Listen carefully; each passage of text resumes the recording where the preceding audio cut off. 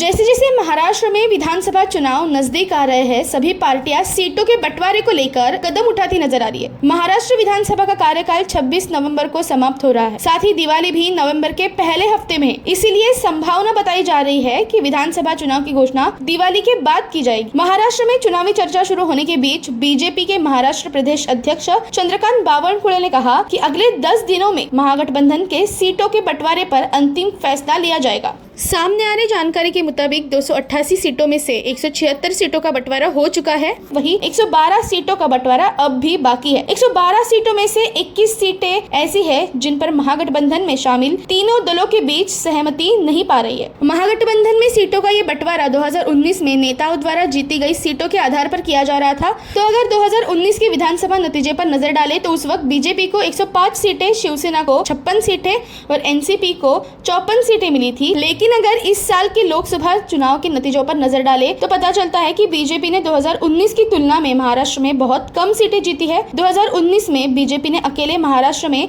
23 सीटें जीती थी, लेकिन इस बार उन्होंने सिर्फ 9 सीटों से ही संतोष करना पड़ रहा है। इसके अलावा सीट बंटवारे के लिए भाजपा द्वारा डेडलाइन ठीक गणेशोत्सव के दौरान घोषित की गई है।